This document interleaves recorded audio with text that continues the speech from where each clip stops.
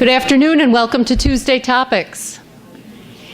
Another great turnout today for a very interesting topic, downtown in the next decade.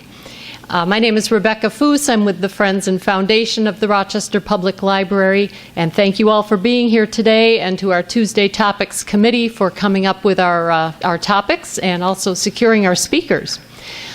For those of you who are still interested in photonics, our mini-series, or would like to review it, you can now do that on YouTube. All three of the photonics presentations are on YouTube right now, and you can access those through our website, which is ffrpl.org, for Friends and Foundation of the Rochester Public Library.org. You can access that, just pick up a flyer on your way out if you need to have that. And we're also very pleased to continue in talking about downtown, and then next week we will have Sister Grace Miller, who's going to talk about fearlessly serving the homeless. So at age 50, she started the House of Mercy. Now 30 years later, she has no plans of stopping, and invite you all to come back and hear about this remarkable woman and what she's doing for our city. So all of this, the programs, the technology, all of these things are made possible through the Friends and Foundation by donors like you, and we thank you for your support. So today, Downtown in the Next Decade, presented by Heidi Zimmer-Meyer, President of the Rochester Downtown Development Corporation, a not-for-profit business association that works with public and private resources on downtown projects, such as the recent launch of the Downtown Innovation Zone, and much more that you will hear about today. Heidi is also the Vice Chair of the New York State Urban Council and serves on work groups of the Finger Lakes Regional Economic Development Council. She also serves on the city's Parking Advisory Committee, Rochester Convention Center Management Corporation Board, and as an alternate on the City Planning Commission. She's volunteered for the Community Foundation and FREE, Facing Race, Embracing Equity. She was also Executive Director of Downtown Special Services, the nonprofit that ran the Red Shirts program using retired and off-duty law enforcement personnel to provide on-street safety services. Before joining the Development Council, Heidi worked at HUD in Greensboro, North Carolina, the Bureau of Indian Affairs in Chapel Hill, North Carolina, and the Buffalo Landmark and Preservation Board. She holds a bachelor's from the U of R and a master's degree in city and regional planning from the University of North Carolina at Chapel Hill. Please join me in welcoming Heidi Zimmer-Meyer today. Thanks. Thank you. Can everybody hear me okay? Whoa, okay, I'll speak quite quietly, I think, so I don't blow everybody out of the room. We have quite a story to tell you today, and we're just going to dive right into it because it's pretty exciting stuff. First thing I think is important to do, and I hope you can all see this. Let me see what this does. Yeah, okay. This is an interesting graph, and why I have this up here is that this is a backdrop for everything I'm about to tell you. This starts, which you can't see easily, in 1820 when the city of Rochester, the municipality itself, was created.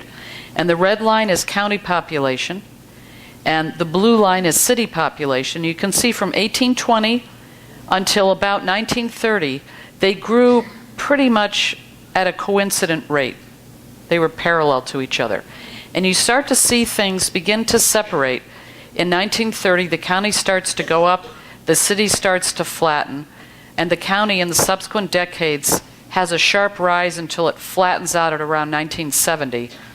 The city population, however, continues to drop. And I will tell you that we have lost 122,500 people from within the city limits since about 1960. That's about a third of our population has moved out. So the city itself has been struggling for a long time, and for a variety of reasons. So when you wake up in 2016, you find that there's some national trends that are impacting all of this. One of them is that the world is increasingly connected and competitive, that America is growing both younger and older, demographically speaking, and more diverse. Innovation and investment, many people believe, will be increasingly city-driven, and there is a nationwide movement back into cities and into downtowns. When we talk about downtown, this is what we're referring to. We talk about the inner loop. Now, this portion is being filled in, which we all know. You'd have to have been sleeping to have missed it. And everything here was what we always called the central business district for most of my early lifetime, and probably many of us in this room. And what has happened in the intervening decades is that downtown's kind of blown out over the inner loop. It's picked up High Falls, part of Cornhill, the whole Genesee Hospital area now called Alexander Park, and what's known as the Upper East End, Alexander Street Bar District. All of that is now considered downtown. So downtowns tend to be unique. They are amenity rich. They contain the bulk of the cultural, social, and educational assets in a region often, and ours is no exception to that. Downtowns tend to facilitate social interaction. We have concentrations of businesses, public places, and what are now being called third spaces. I love that expression. Those are coffee shops, taverns, restaurants, that kind of thing, where people may have a business meeting, they may go to work, they may go just to congregate and share ideas. And downtowns, ironically, have begun to serve as de facto business incubators. There's a lot of space. There's kind of what younger folks would say is the right vibe. And it's a place where creative collisions happen. And this is all very important when you look at how new millennial-driven business is operating. So the downtown revival that we've seen nationwide, and definitely in our city, has been jump-started by housing. We began to see it around the year 2000, and we know that the population just in that downtown geography that I described has doubled since the 1980s, and it's grown by nearly 3,000 people since the year 2000. Since 2000, 45 buildings either have been or are being converted to housing, and 9 new construction housing projects were built. This is just in the downtown area. That's a phenomenal statistic. 20 projects are now in the pipeline, just downtown, that are totaling more than 1,500 new housing units that are not on the market now. We have about 6,200 people that are living downtown, and with these units in the pipeline and the vacancy rates we've been seeing, which are very tight, we're expecting another 2,600 people coming into downtown before 2020. The reasons for this are interesting. One of them, which needs to be put on the table first, is the actual housing product. When you take a look at what is being offered down here, part of it is about building height and the ability to get views. Part of it is about historical projects and structures that offer the most unbelievable spaces. You can't build this kind of thing new. There are a lot of quirky architectural details in some of these units, and they have tall ceilings, and they have the old rippled glass from the turn of the last century. And they've got all sorts of odd little details that make the spaces really dramatic, and they're very appealing.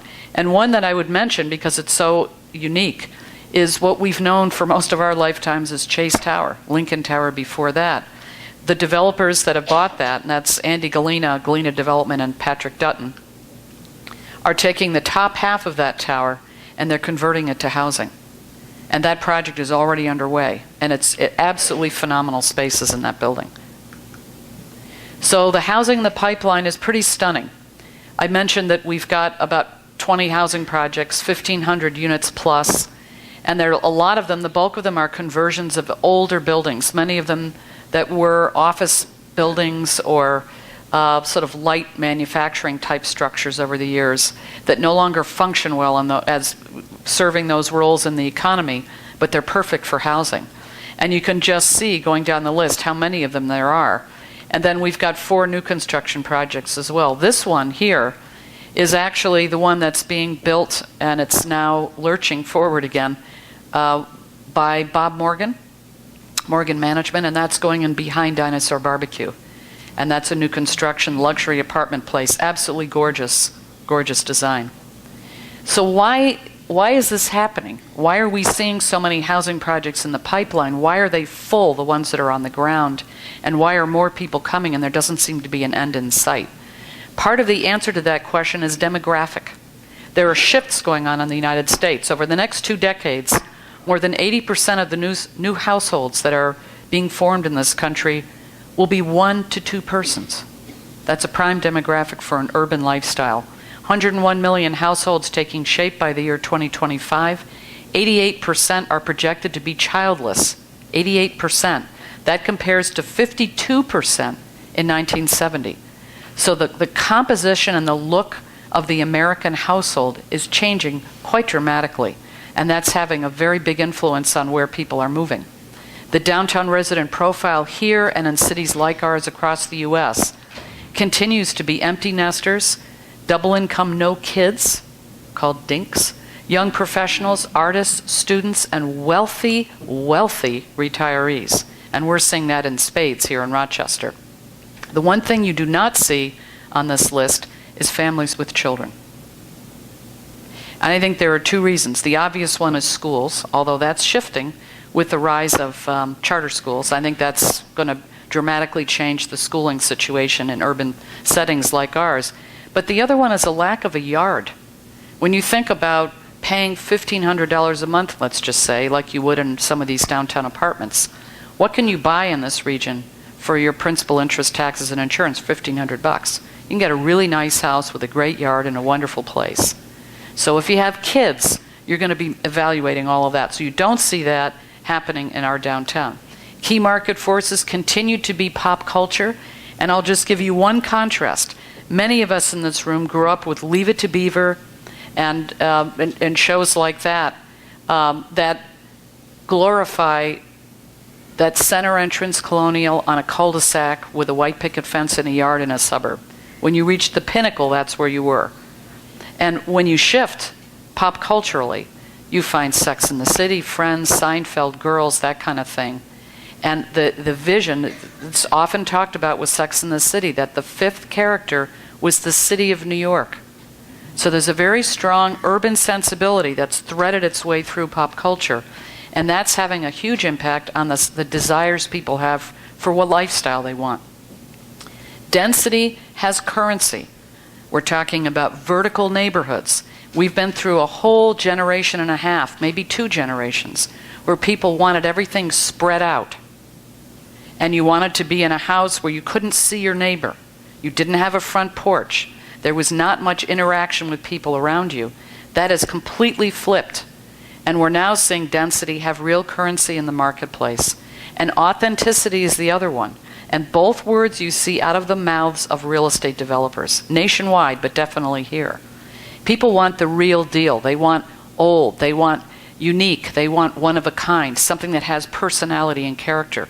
And that's driving a lot in the real estate sector right now.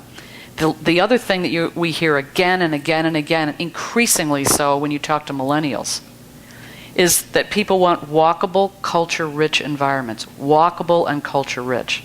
How many of you walked here today? Surprising number, considering. Biked. How many biked? A few, okay. But it's shifting. So we need to talk about millennials, because millennials are very much, it's not only millennials that are driving this, but we need to understand what's coming out of that particular generation of people for a variety of reasons. The first is that these are folks that are generally, and there's a little dispute about when the start date of this is, but somewhere around 1980 to about 2000 are the birth years. And it happens to be the biggest population bubble in this country in more than 50 years.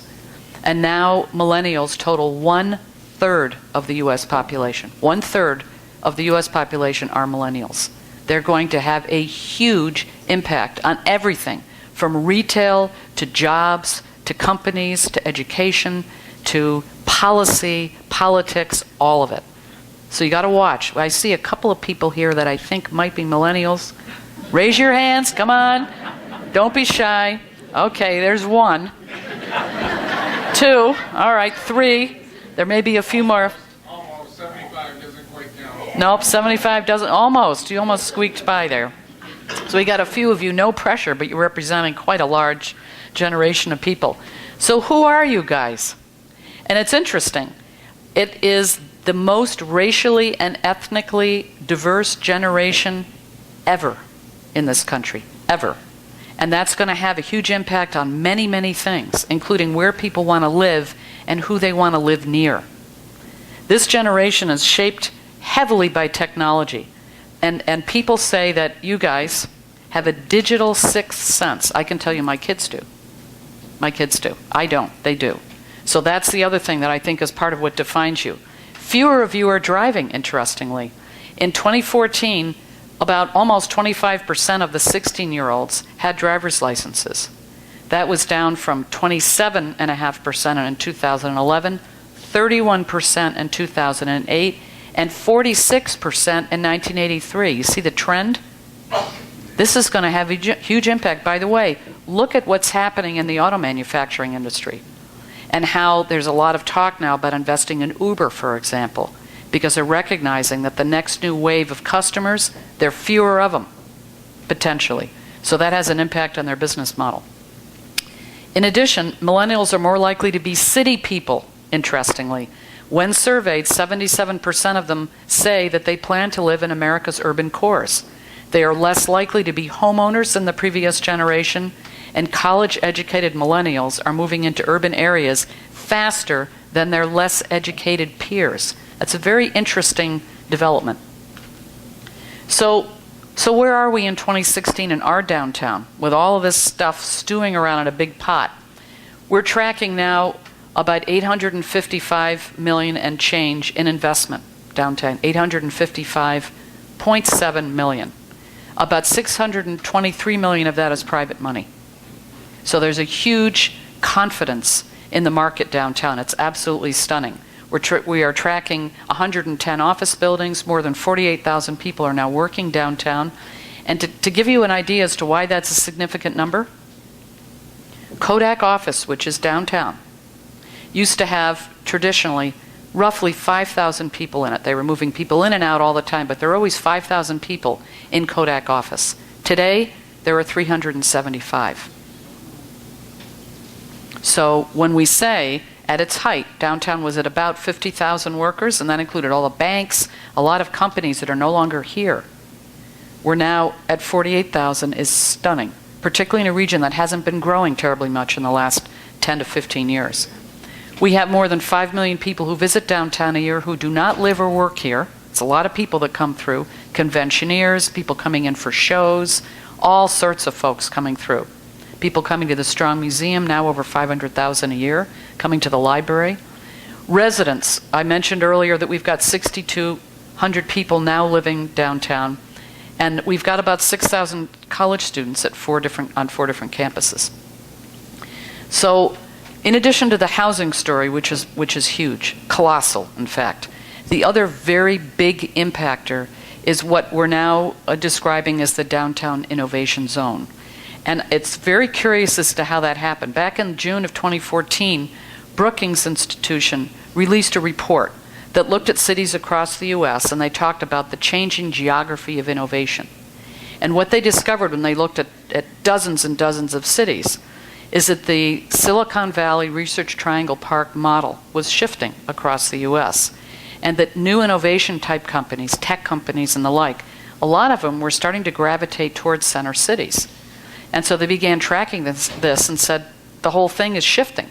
So we read the report and said, well, that's interesting. We shot an email out to all of those 110 buildings, office buildings downtown, and said, this is how we define an innovation company. This is how you define creative class. They tend to co-locate.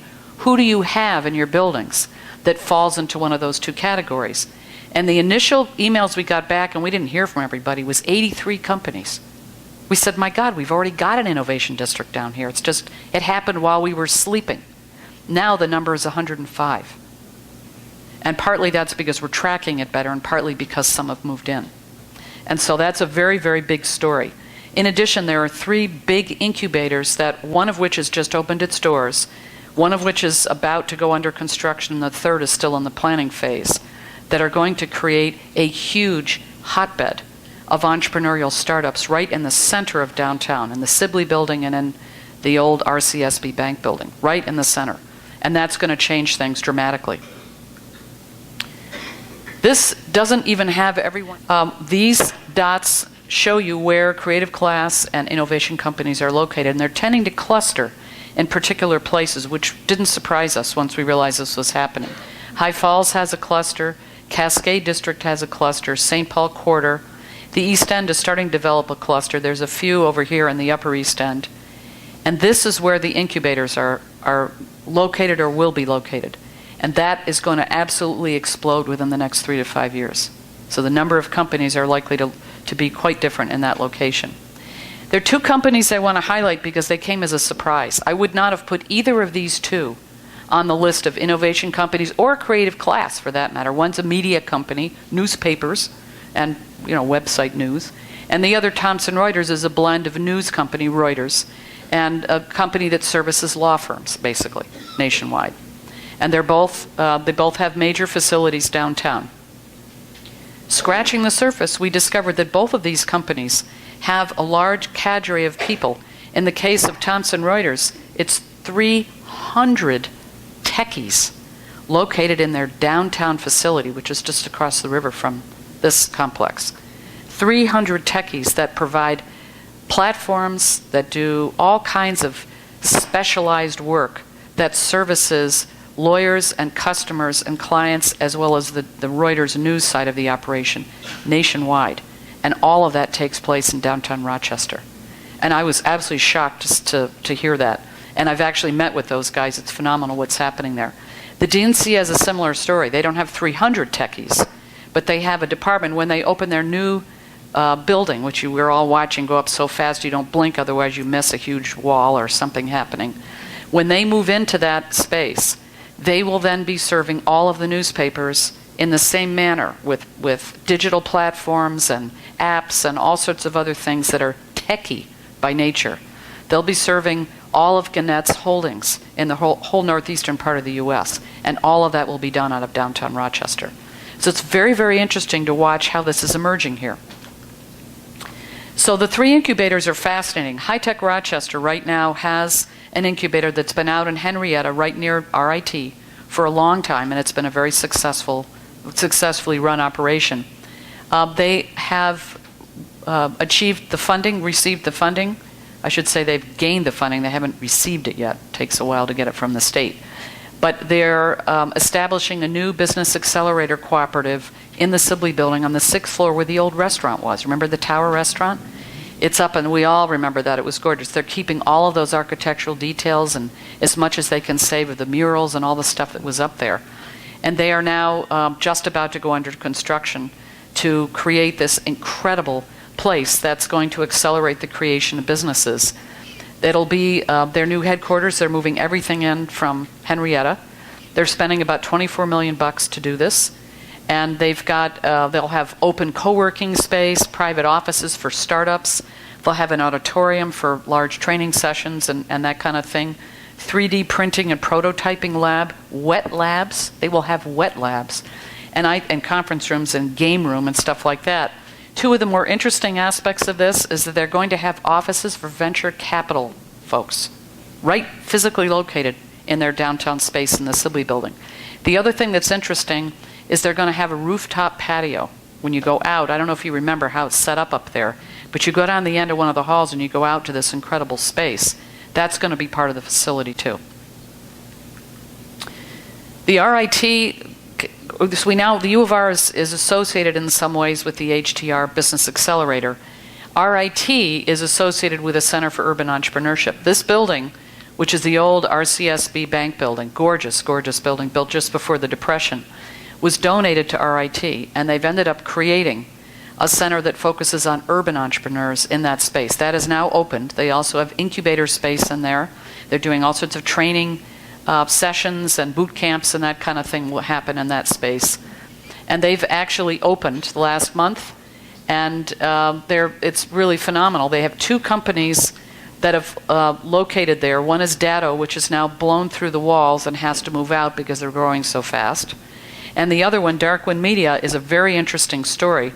That's a bunch of young Turks that came out of the MAGIC program, what is now known as the MAGIC program at RIT, where people are trained to create and design games, computer games. I don't play them, but I know that's a big business. And Darkwind Media is one of those companies.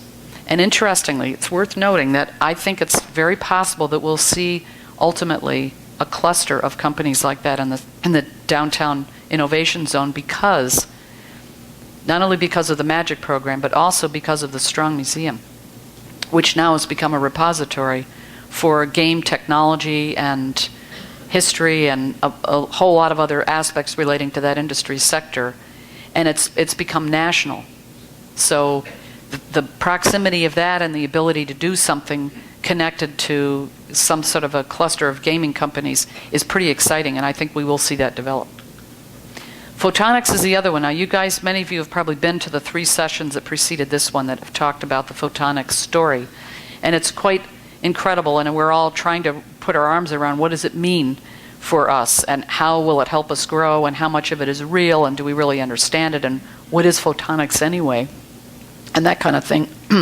You guys that have been to those 3 sessions could probably teach me a thing or two. But I can tell you this, that 3 of the major pieces that are going to get funded through this Department of Defense money will happen in downtown Rochester. The 4th will happen at the Eastman Business Park. So the incubator and training facilities will be in the Sibley building, which, by the way, that's where the HTR Business Accelerator Cooperative is upstairs. So we're going to have 2 big incubators pumping in the Sibley building. Sibley Complex, well, I'll show you a slide of that in a minute. The headquarters for our photonics, our AIM Photonics Manufacturing Institute, will be located in the Legacy Tower, the former B&L Tower, downtown. And so those are all moving forward. There's also going to be a training facility that'll be in the Sibley building as well. And just in case some of you missed the last few sessions, integrated photonics is where we have our brain trust, and our real talent in this region is in that specific space regarding photonics. And it's been described to me as where you bring light down to the semiconductor and chip level. I still don't understand that, but I understand it better than the last definition I had. And it will speed communications, and it will enable advanced sensors for both military and medical applications. All of that sounds really great to me, and I'll let the people who know how to do this do it. But bottom line is, we expect to see roughly $375 million of that huge amount of dollars we've been hearing bandied about ought to be spent here in Rochester, is what we're being told. So that's a pretty big investment from federal and state sources. So the Sibley building itself is about 1.1 million square feet. It's a massive, that's the old department store that we all know, and also Sibley Tower, which is a 12-story office building. Now that's one big complex built in the 30s. And we got wind companies out of Boston that are investing, along with a lot of other sources of income and project financing and grants, $200 million into the turnaround of that huge, massive complex. $200 million over about 10 years, and they're already deep into it. So the HTR Business Accelerator is going in there, the AIM Photonics Incubator and Training Center. There's 168 housing units that are going into the tower. That construction is already starting. The upper part of it will be market rate, and the lower portion will be senior housing. So it's an interesting mix, a little bit different than some of the ones we've seen, with street-level shops, restaurants, and art gallery space on the ground level. So that's really quite stunning. The company that's doing this has an unbelievable track record. They've done projects in old mill buildings and big, huge structures that were kind of dead all over the Northeast and multiple other states as well. They're just phenomenal, and they do a really beautiful job of restoring the historical beauty of these projects. We're very lucky. And just in case you can't imagine how big 1.1 million square feet is, that's what it looks like. It's very big. This is what's happening to it, and I mentioned that rooftop area, and it may not look exactly like that, but something close to that. And that'll be attached to the High-Tech Rochester's Business Accelerator Cooperative. So that's very, very cool. And even your street-level experience is going to be much enhanced by what they're going to do. Midtown Block is the other big story. The Tower 280 is huge. That's the old Midtown Tower building.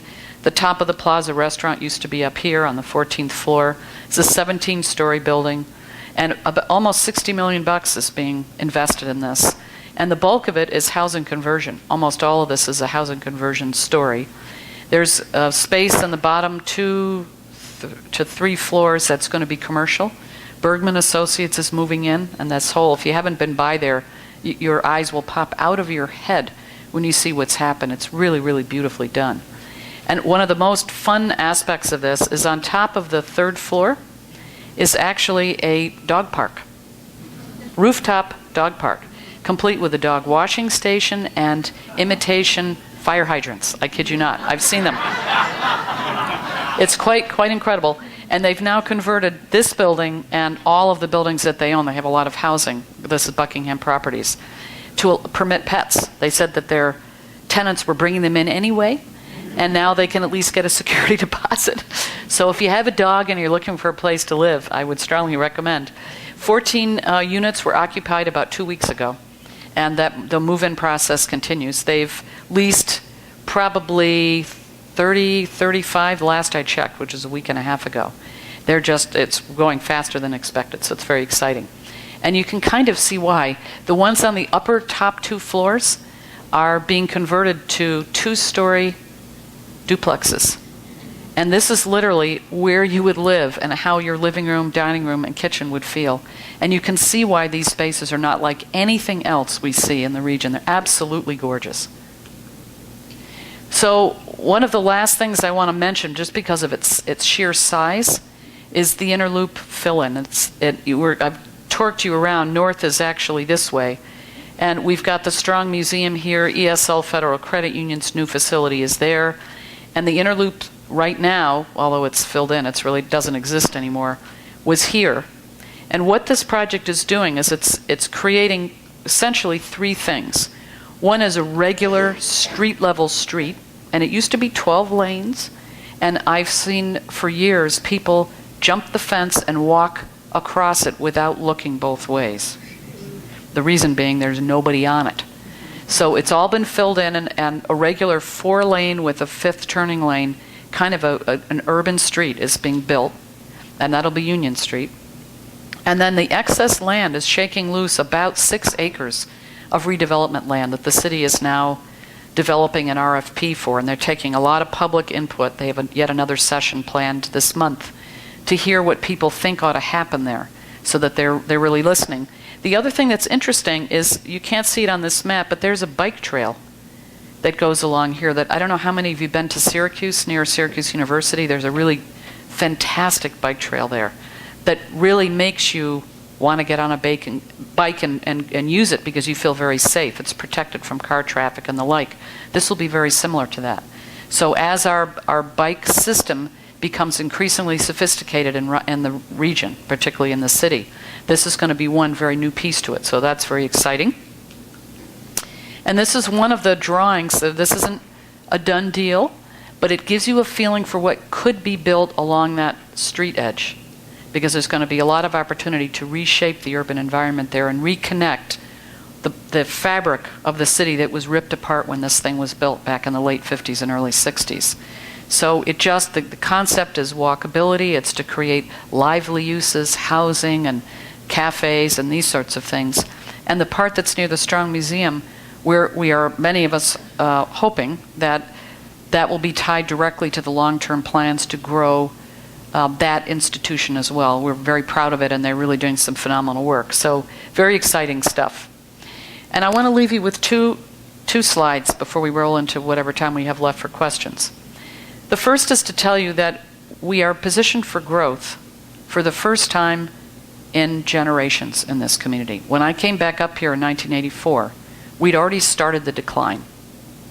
And I spent 32 years in my position here at RDDC managing decline, along with a lot of other people, and we've become very good at that, sadly.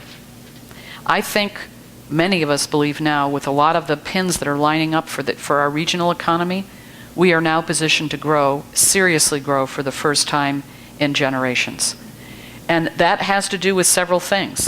The AIM Photonics, you've heard a lot about this. The AIM Photonics Manufacturing Institute Award is very big. It's going to take one of the areas in which our region and our intellect in this region excels worldwide, not just in the U.S., and throw significant resources to help grow that and to commercialize things even far better than we have. We also, as we all know, got $500 million awarded, one of the 3 awards this year, in answer to the Buffalo Billion. We got one of them here in Rochester, and that's going to allow us to do some things that we would not have had the funding to do.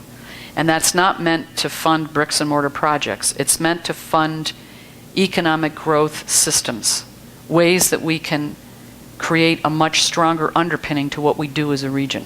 And so the hope to see it actually bear fruit is much different than the process we've been engaged in, which is really project by project. So that's point two. The third is that we've got U of R and RIT that are doing some pretty incredible things, research and development-wise, developing programs and schools that are pumping highly talented millennials out. These are huge assets for our region, and we're going to see that very closely connected to a lot of the growth that we have. And what you heard from Kent Gardner, I don't want you to confuse these numbers with that. He was talking about photonics. And what we're hearing about now pertains to all of this, that we stand to gain 10,000, and I've even heard as much as 20,000 jobs in the next decade in this region, tech jobs. And the senior economist at M&T Bank says each one of those tech jobs will spin out 4.5 low-tech jobs. So cut all that in half. That's a lot of growth. And so this is a very, very different story than we've had in the past. And what this means is we're going to need to think very differently. And I'll tell you where our hard stop will be. And it's with labor. We've been managing decline. We got to think now differently about how to move this region forward. And our biggest issue is going to be that we need all hands on deck. And if we can't fill empty positions as our companies grow, it will create a hard stop to our economic growth in this region. And so we're going to have to think very hard about putting the pieces of that infrastructure in place now. The $500 million is going to help us do some of that. Workforce development's big. Ann Kress at MCC has been leading that charge. That's probably the most important part. The other aspect of this is downtown specifically, but we are sitting in the middle of one of the poorest cities in the country. And when you leave the high-tech world and you go into the urban world, you find very high unemployment rates and people that do not have a seat right now on this prosperity gravy train. There's no seat. The door isn't even open.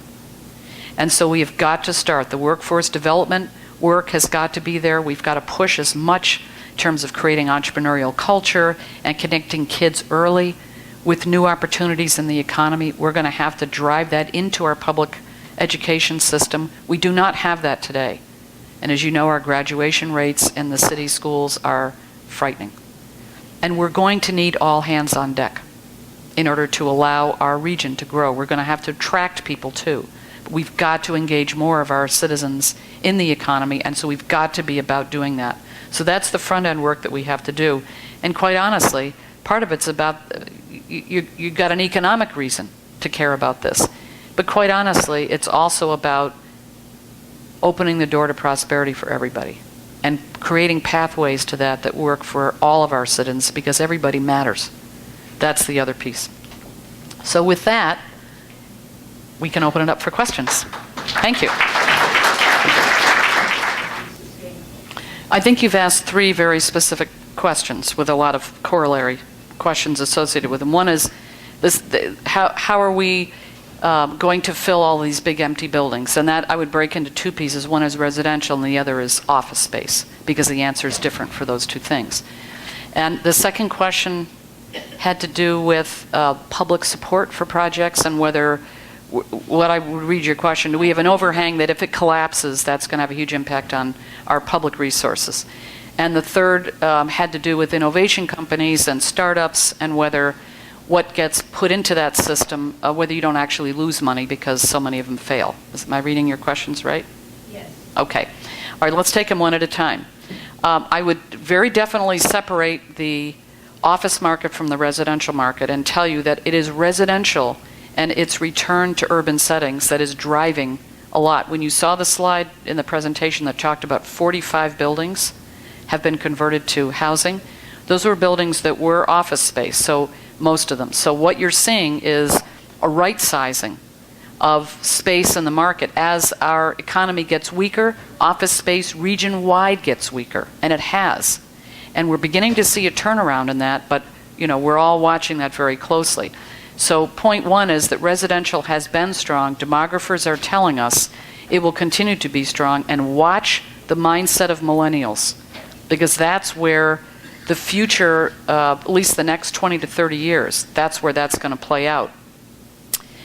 So there's that. Office space continues to be weak downtown. I will tell you that the office towers east of the river in that part of downtown have a shockingly high vacancy rate, and that isn't even considering Xerox, and I'm concerned about that too. Xerox Tower, which is now a tenant in a privately owned building. They have a very long lease on that, so it's likely that the developer won't take a bite. But it's not a good thing to have a building half empty. When Frontier Communications, and we're talking about buggy whips here, the telephone companies nationwide are going through huge changes in their business model. And our telephone company really is taking a hit. And they've broken everything down. They were in 225,000 square feet. And they moved out of that space and moved into smaller owned facilities around the county. And because they're downsizing. So now we have an entire building vacant right across from Jiva. And so you can't separate out what's happening in the general economy from the health of the office market. And so that's why all of the potential for jobs and companies, our ability to push workforce development, to create all of the support systems for where we know growth is already occurring in this region. We're already seeing some of it downtown, but there are a variety of other places. Eastman Business Park, the universities have incubators. We have a lot of other startup activity that's been taking place around the region. We need to understand it, and we need to do, and we are collectively, we need to do everything possible to allow those companies to succeed, to give them the kind of support they need, because they will drive occupancy in space, and that will spin itself out and impact our housing markets, whether it's suburban or whether it's downtown housing. All of that's all connected. And we haven't even talked about retail. And the last question you asked I want to address, because I talked about it with one of the chaps at the front end of this. This question of public assistance and subsidy, which I think is what's underlying your question. And I will tell you that the bulk of what you're seeing on these projects that I've just described, some of it is funding that's come from the state of New York, and those are grants. And we're lucky to get them. If we don't get them here, they'll go to another community. So, we're all taxpayers. Either way, it comes out of our pocket, right? But a lot of the residential projects that I've shown you up here have been, the numbers have been made to work in a weak economic situation, largely because of either tax credit programs that are available through the state and federal government, and you can sell the tax credits to investors and you make the project numbers work, and sometimes combined with property tax abatements locally for a period of time, so that you'd start out in year 1 or 2 paying very little of that added new property tax once the value of the property goes up above what it was before you developed it, and that ramps up until the 10th or the 12th year when you're now paying full. And so what you're losing is money you weren't getting anyway, and what you're gaining is not only increased property tax revenue every year, but the impact it has on other property around and spurring more and increased development. It becomes this snowball rolling downhill in a very positive way for the urban economy and the municipal system. And so, all of that, it's much better to have non-cash locally, non-cash ways of sparking these projects locally, and then get them up and running, spark more investment and more property value increase.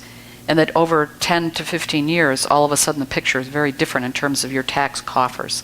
And that's the gamble that the city is taking. And so far it's working very well. Yes?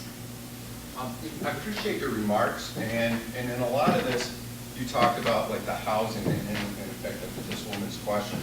And you refer very often to luxury housing attracting wealthy retirees, which is going to be a limited market. And I'm not convinced that there's that many wealthy retirees to bring that back. And as you also stated, so we have a very wide income gap, and we have a very poor city that's depending on a small number of wealthy retirees moving in, which is debatable. But the biggest question is, and well, I'm wondering if you comment on it, because I heard nothing about middle class. Mm-hmm. And it seems, I'll tell you, my wife and I are middle-class retirees, and we've thought about moving downtown. And it's one or the other. It's, you know, if you move into a poor neighborhood, Mm-hmm. and then you have this stuff that you're showing us that is just out of reach. And there doesn't seem to be anything in that, like, it's like, say, that 200 or 225 to 250 range. To buy, now. you're talking about, to purchase. Yeah, so what plans are being made to attract, because that's really where it's going to be sustainable. That's the largest market that's going to bring wealth. What's being done to attract middle-class housing? Several things to respond to, and I'm assuming everybody heard the question. The first is that you've got to take downtown in the context of the whole city. That to make the decision to live in the city or out of the city is decision point number one. And you've got people that will make a decision one way or the other. They're either not willing to or they'd like to. When you look within the city limits now, you've got to be looking at all of the options, many, many neighborhoods with all different kinds of housing. Price points, quality, the neighborhoods are different, all of these factors, and we all know this. Downtown represents probably one of the most unusual neighborhoods, and it's actually a collection of 14 neighborhoods, but call it one big neighborhood. So there are several things to say. Out of about 3,600 units that are in existence now, almost 1,000 of them are subsidized. So if you're on one level, and then I'm not quite answering you, but I'll get to it.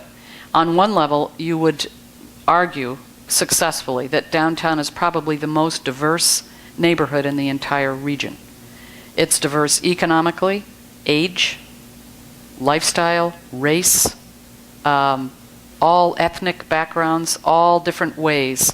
You probably have the most diverse population living cheek by jowl down here than you do anywhere else. And so that's point two. Point three is that out of all of those units, 96% of them are rental. So it's heavily tipped away from ownership. And part of that is because the nature of the beast is you're either building townhomes, new construction, or you've got flat condos. And either way, for a long time in this market, both of those were soft in terms of products that are saleable on the market. We were very slow to move toward condos in this region, much slower than a lot of cities our size. And so that's big when you're talking about converting an office building. You're talking condos. And so we're seeing that. The third piece is that the cost of housing, both rental and purchase in this region, is very low relative to the cost of building it. Which is one of the reasons if you don't have the tax credit programs and you don't have tax abatement, they won't get built because you can't make the numbers work. So you're already dealing with a much different margin for projects. And the cost of building them out is very high.